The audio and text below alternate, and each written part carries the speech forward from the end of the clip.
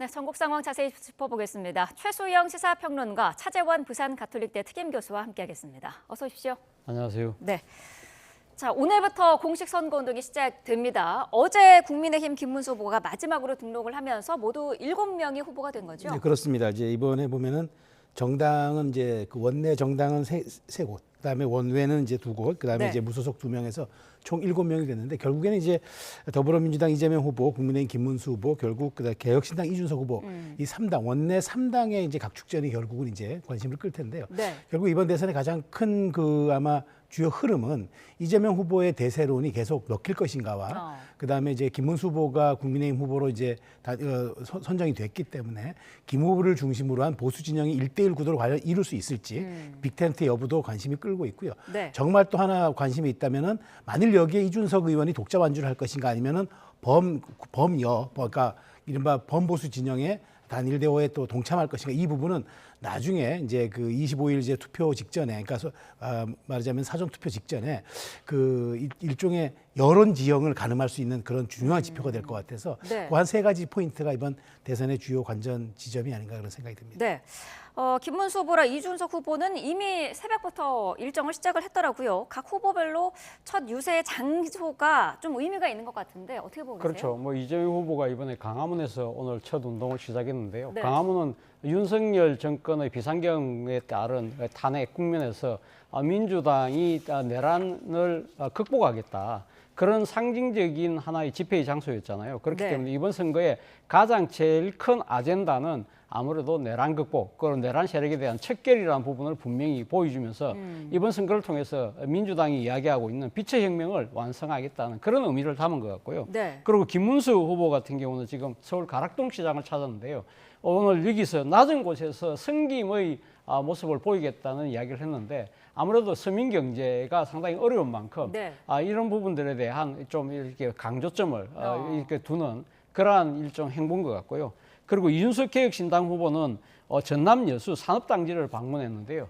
여기에는 아무래도 이 지금 호남이라는 이 장소의 특징상 동사업이라는 부분을 분명히 보이고 있는 것 같고, 네. 그리고 지금 여수 산업단지이기 때문에 이 제조 현장이잖아요. 제조, 그러니까 이게 자신의 경제 정책은 뭐 AI를 비롯한 여러 가지 이제 첨단 기술도 있지만 네. 제조업의 부흥, 그리고 또 여기에 노동자들이 출근하는 노동자들과의 일종의 뭐랄까 눈 맞춤을 통해서 노동자들에 대해서도 이제 적극적으로 다가가겠다는 그러한 정치적 의미도 담은 것이 아닐까라는 생각이 듭니다. 네.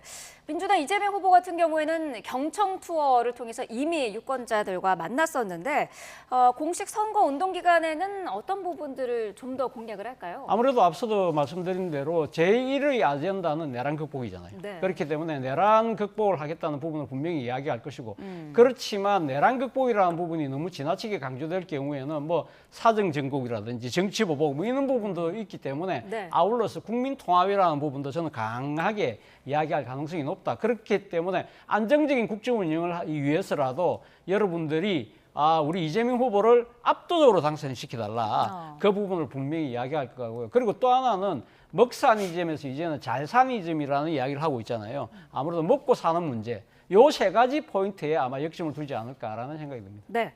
국민의힘 김문수 후보는 반 이재명 프레임을 앞세울 것으로 보이는데 후보 교체 논란 과정에서 동력이 좀 떨어졌다, 이런 분석도 나오고 있어요. 뭐 일견 그렇게 볼 수도 있겠습니다. 네. 왜냐하면 국민의힘이 이제 이른바 빅텐트 후 더 나아가서 뭐 그랜드 텐트까지 이제 구상하는 좀 더 큰 폭의 이제 그런 만명 전선을 펼칠 거라고 생각을 했는데, 일단 네.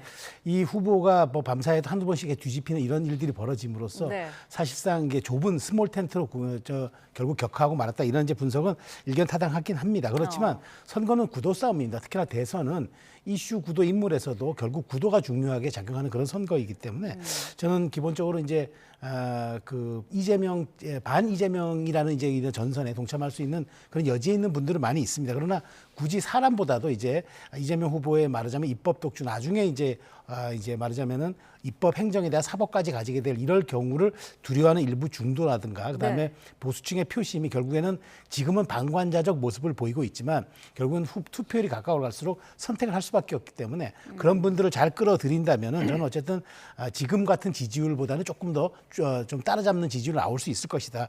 그런 측면에서 결국 김 후보가 이제 캠페인 과정에서 얼마만큼 확장성 있는 이제 선거 운동과 그다음에 메시지, 그다음에 비전을 보여줄 수 있는가 네. 이 부분들이 지금 관망에 있는 중도나 그다음 아직은 좀 우려를 갖고 있는 보수중 표심을 자극할 수 있냐에 따라서 따라붙으면서 어느 정도의 균형치를 맞출 수 있지 않을까 그런 생각을 합니다. 네.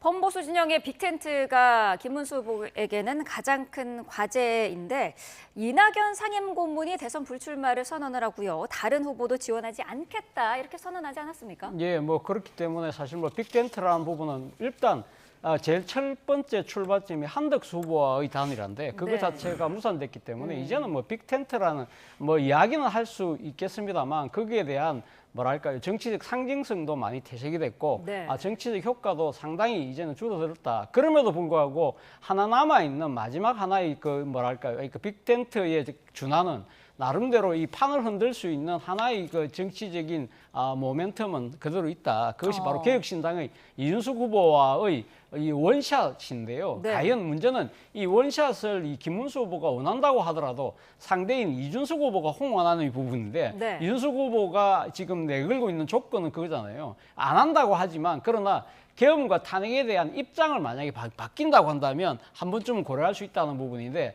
자 과연 그러면 이준석 후보를 품기 위해서 원샷 경선을 한다고 해서 지금 계엄과 탄핵에 대한 입장을 바꿀 경우에는 말 그대로 지금 기존의 입장을 180도로 바꾸는 셈이잖아요. 네. 이 배도 갑자기 급변침을 하면 상당히 항해 우려가 생기듯이 네. 사실 그럴 경우에는 지금 국민의힘의 강성 지지층들이 또 어떻게 보면 떨어져 나갈 가능성도 있기 때문에 과연 그런 결정을 할 수 있을까? 그것도 또 하나의 관전 포인트가 아닐까 하는 생각이 듭니다.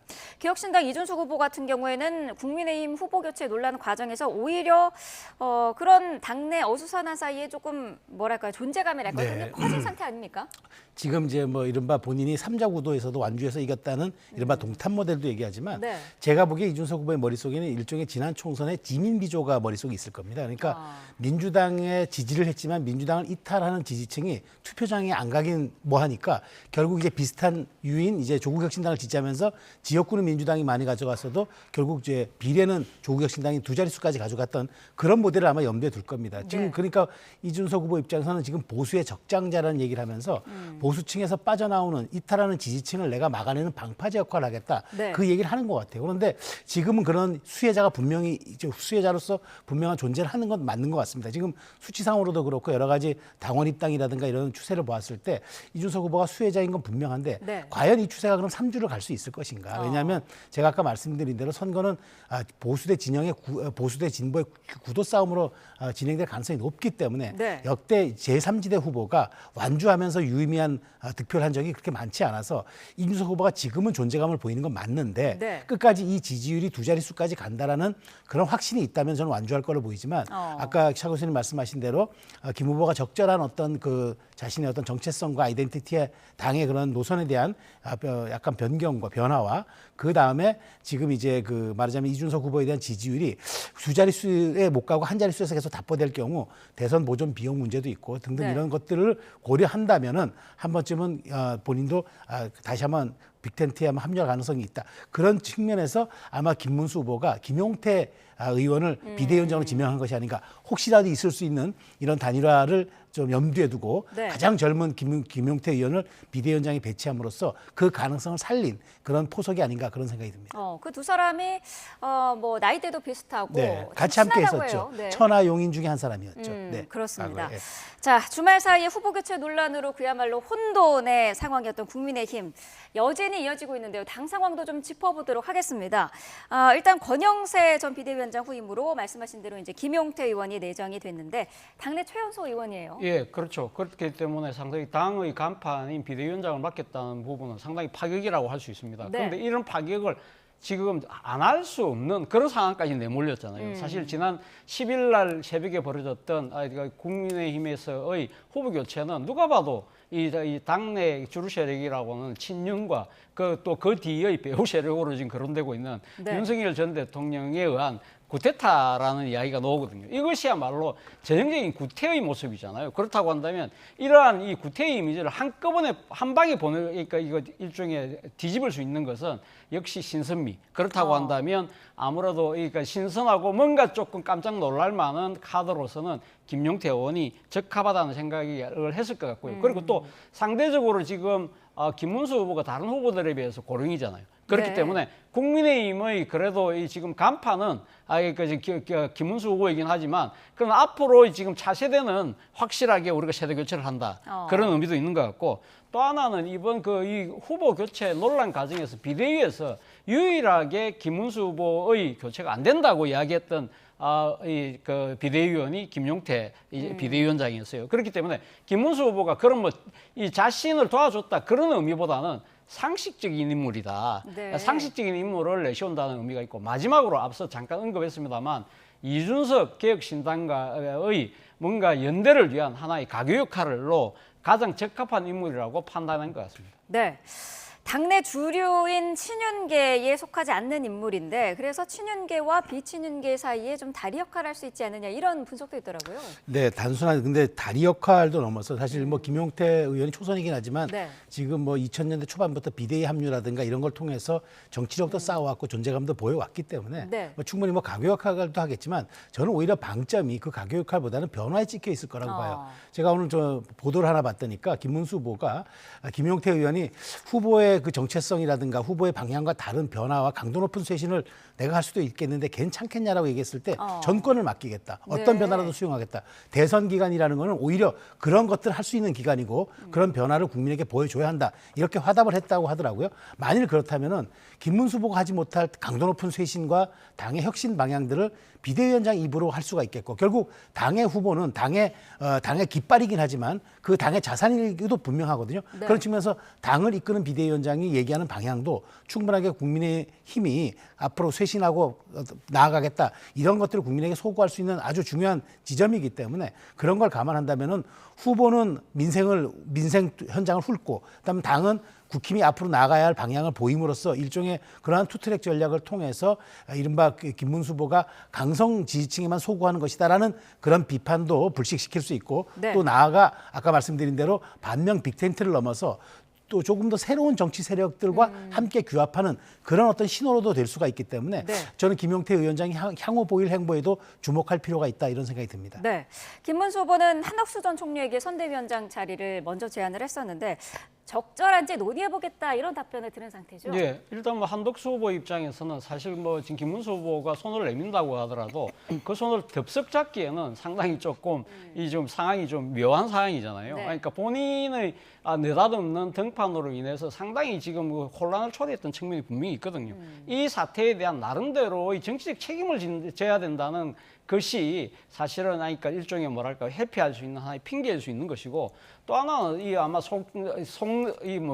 본인의 그 속으로는 상당히 이 후보 교체 논란과 관련해서 상당히 아직까지 서운한 감정이 남아 있을 거예요. 네. 본인이 이야기가 했지 않습니까? 22번이나 내하고 단일하겠다고 해놓고 당선되고 난 뒤에 이렇게 말을 바꾸고 결국 나만 바보가 되는 그러한 상황에 대한 섭섭함이 남아있겠죠. 그런데 양측 모두 제가 생각했을 때는 어차피 한덕수 전 총리가 선대위원장을 하나 안 하나 그거는 뭐 별 큰 문제는 없다. 네. 그러니까 어차피 그러니까 그렇기 때문에 한덕수 전 총리 입장에서도 아마 내가 지금 지금 상임 선대위원장을 한다 하더라도 내한테 얼마만한 실질적인 권한이 있을까? 내가 할 수 있는 역할이 있을까?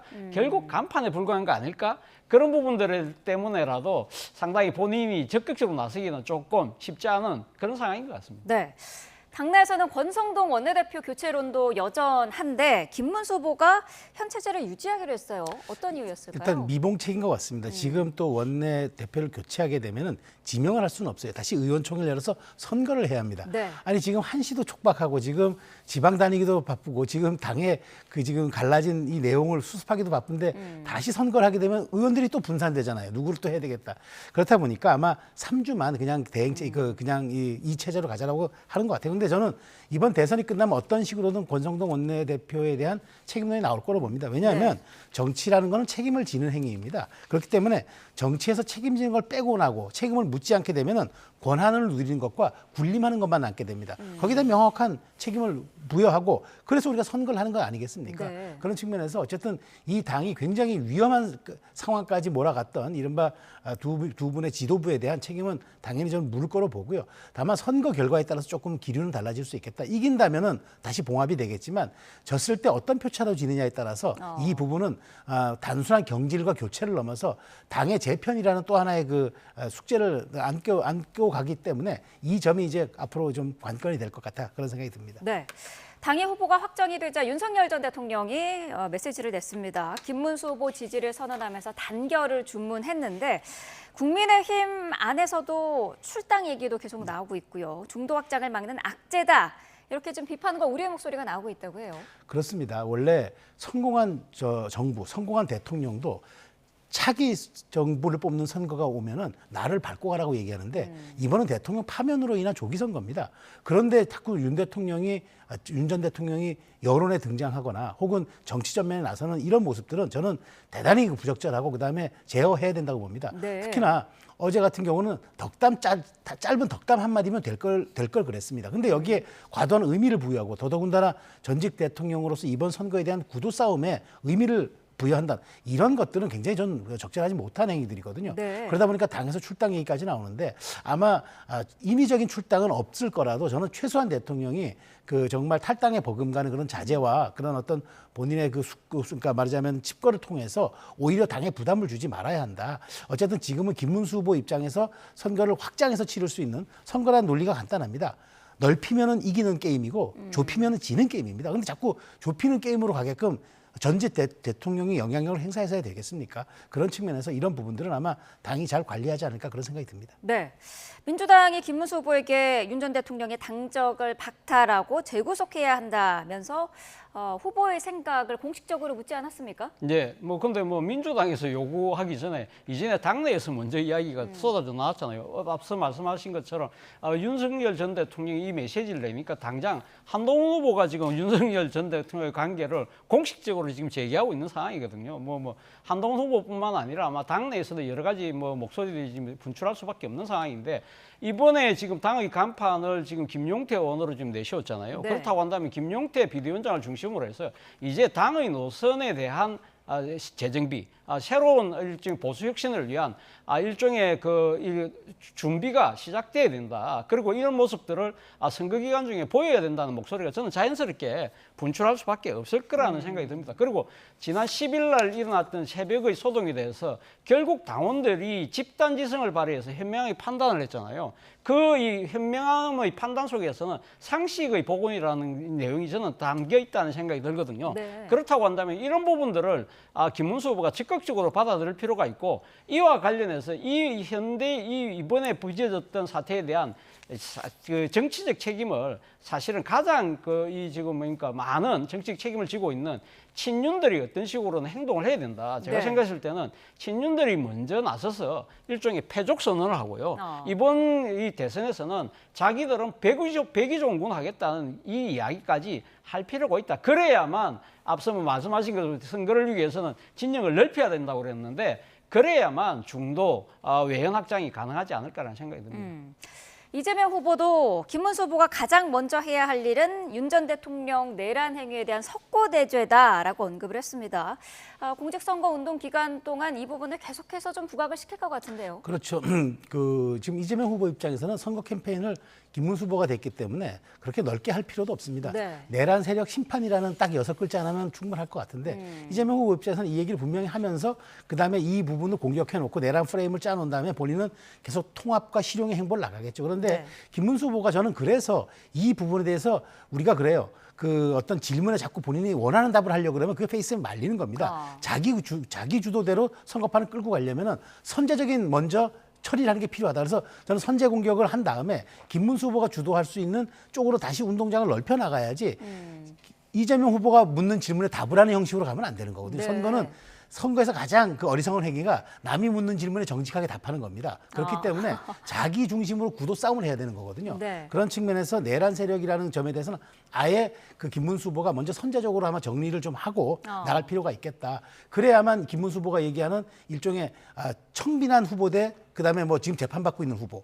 그다음에 같은 경기지사지만 같은 경기지사를 했지만 과거 누가 더 업적을 많이 이뤘는지, 그리고 또 하나 나는 노동원 운동가 출신이고 당신은 인권 변호사 출신이라면 누가 더 국민에게 그렇게 헌신하고 희생하는 삶을 살아왔는지 이런 얘기들을 할 수 있는 구도가 되는 건데 네. 여기 내란에서 한 번도 내란 세력 심판이라는 프레임에서 빠져나오지 못하면 김 후보가 질문할 수 있는 영역들이 작아지거든요. 그런 건 선거 전략에서는 매우 필요한 부분이기 때문에 그래서 제가 아까 말씀드린 대로 김용태 위원장이 이런 부분들에 대한 답을 해내고 김문수 후보는 자기가 가진 장점들을 선거 캠페인에서 활용하는 쪽으로 가야 저는 그나마 지금 기울어진 운동장에서 하는 이런 선거 구도가 조금 김 후보가 그나마 팽팽하게 갈 수 있는 그런 구도 싸움의 동력이 되지 않을까 저는 그렇게 판단합니다. 김문수 후보가 선제적으로 나설 필요가 있다고 말씀을 하셨는데 그동안의 행적을 좀 봤을 때 윤 전 대통령과 관계 단절이라든지 이런 거는 선언할 수가 없지 않을까 싶기도 하거든요. 그러니까 저는 당이 요구해야 된다고 보는 거죠. 그러니까 김문수 후보는 출당이라는 것이 선거운동 기간에 크게 그렇게 도움이 되겠냐 이런 이제 입장을 하는 거예요. 본인이 결단을 하면 모를까. 네. 그런데 후보는 그렇게 얘기하고 선거 캠페인을 하고 당이 그런 것을 요구한다 그러면은 그거는 당의 이름으로 나간 후보이기 때문에 같은 효과가 있는 거거든요. 그런 측면에서 김용태 위원장의 저는 임명 배경이 나름대로 그런 전략적 포석을 둔 여러 가지 그런 관계가 아닌가 그렇게 생각이 됩니다. 네, 알겠습니다. 자, 오늘 두 분 말씀을 여기까지 듣겠습니다. 최소영 시사평론가, 차재원 부산가톨릭대 특임교수와 함께했습니다. 고맙습니다.